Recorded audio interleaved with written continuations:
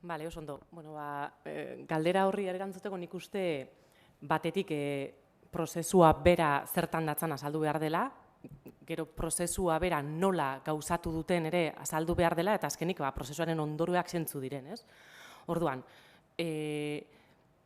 lehengo eta behin nik maigaineratuko nuken ideia boterearena da. Hemen botere kontu batetaz hitz egiten ari gara.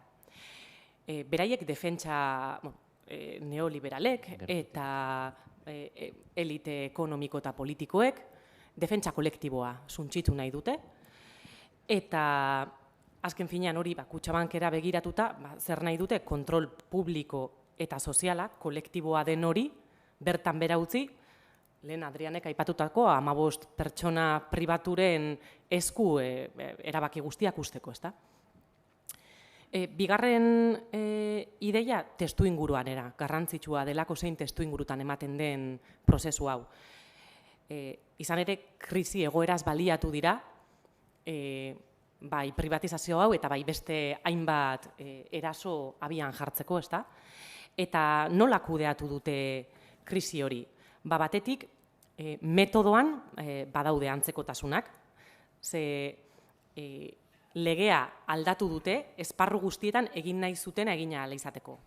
Konstituzioa aldatu zuten batetik defizitane mugak zeintzuk diren zehazteko, lan arloan ere badakizue aldaketa pila bat egon direla eta guztiak ere langileen eskubideen erasorako, eta kasu honetan arlo finantzieroan ere legea aldatu dute, lehenengo egin nahi dutena bidezkotzeko. Hau da, nolabait armazoi juridiko bat sortzen dute, gero beraiek egin nahi dutena derrigorra dela esateko, ezta?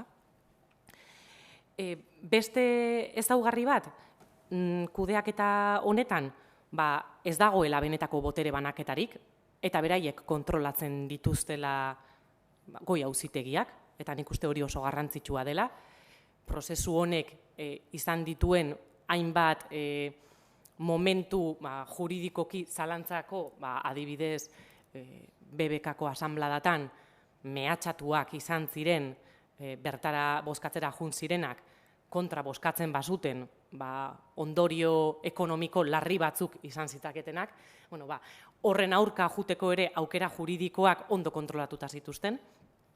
Eta hirugarren ezaugarri bat nik esango nuke gardentasun falta dela, erabatekoa. Ez dago debaterik, aipatu ditudan erreforma atzerako guzti horiek, inboluzio guzti hori, debaterik gabe eginda, urgentziazko bideekin, dekretuak berehala, eta azkar eta presaka jendeak pentsatzeko eta erantzuteko denborarik izan ez dezan.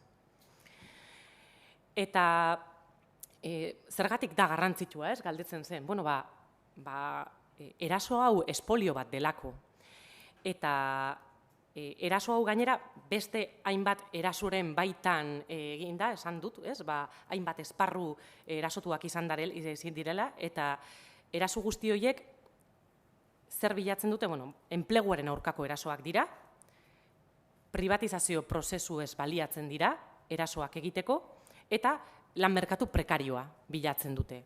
Eta 3 elementu horiek ere Kutxabankeko privatizazioan egon badaude. Privatizazioa, ezin da pribatua dena privatizatu. Garbi dago ez garela ari forma juridikoa, ez denok dakigu Kutxabank SA bat dela. Ez garea ari hortaz kontrolaz ari gara eta izaeraz ari gara. Orain arte, aurrezki kutxak zer izan dira irabazi asmorik gabeko erakunde batzuk. Eta erakunde horiek udal eta foru erakundeen esku egon dira, eta gainera, konpromisario batzuk, batzar batzuetan, hoien gaineko erabakiak hartzen zituzten. Eta konpromisario horiek zeintzuk dira, batetik erakunde publikoak, bestetik bezeroak, kolektiboki antolatzen direnak, direla sindikatuen bidez, direla alderdi politikoen bidez, eta bestetik langileak. Eta gainera, aurrezki kutxa horiek, beraien etekinetatik 30% gizartekintzara bideratzen zuten, horrek daukan ikuspegi sozialarekin, ezta? Hortik, zergatik esaten dugu privatizazioa dela, jadanik hori ez delako horrela izango, ez delako gehiago izango irabaziz asmorik gabeko erakunde bat, ez delako gehiago udal eta foru erakundeen esku egongo, eta konprobisarioen erabakia ere bertan bera geratzen delako.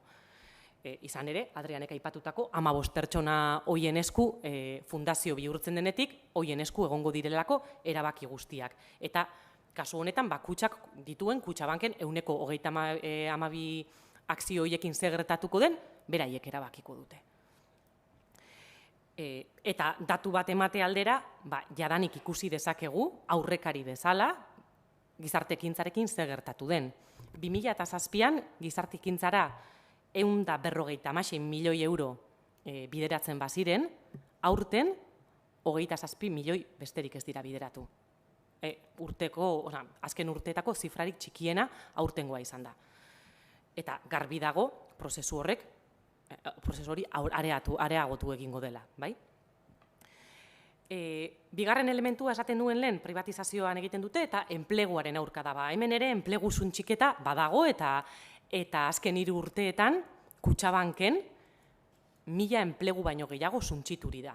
Hori fusio prozesu hau edo privatizazio prozesu hau ekin aurretik ere, bai? Eta esku pribatuen esku jartzen den enean, garbi dago hau ere areagotu egingo dela, eta bestela ez dago bakarrik enpresa pribatuetan zer gertatzen ari ikusita, adibide garbi bat daukagu bertan, ezta? Eta azkenik, esan dut prekaritatea bilatzen dutela, eredu moduan, Kutxabanken ere privatizazionek lan baldintzei begira prekarizazio bat suposatu du. Eta honetan, garrantzitsua da, edo anekdota moduko bat edo kontatuko dut, ze fusio ekimen desberdinak egon dira, eta aurreko fusioetan, Kutxako langileek uste zuten fusioak berak, ekarriko ziela Kutxako lan baldintzak BBKkoak baino txarragoak izan dira historikoki.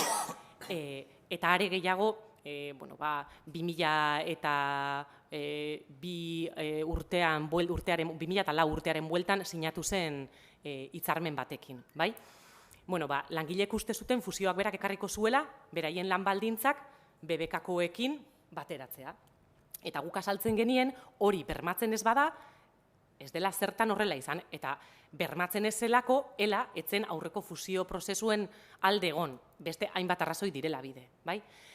Hori ez zuten langileek oso ondo ulertu, eta gainera dena esateko, horrek eragina izan zuen, eta hauteskunde sindikaletan, guk posizio hori ordaindu genuen, emaitza txarrago bat izanez. Gaur, tamalez, ez daukagu zertan ezerra saldu. Langileek, Kutxako langileek, beraiek pairatu dute, zer den, lan baldintzei begira egiten ez den fusio prozesu bat. Eta ze gertatu da, derrigorrezko leku aldatzeak gertatu zaizkie, soldata izoztuta daukate, hainbat eskubide galdu dituzte, eta besteak beste estatuko hitzarmen bat aplikatzen diete. Estatuko hitzarmen bat aplikatzen diete, noiz eta elak egindako inkesta batean, langileen 60%ak Euskal Hitzarmenaren alde zegoenean. Orduan, nik bukatzeko, lehen nik uste dut Adrianek esan duela gakoa, zergaiti da garrantzitsua, nolako sistema finantzieroa halako gizarte eredua dagoelako.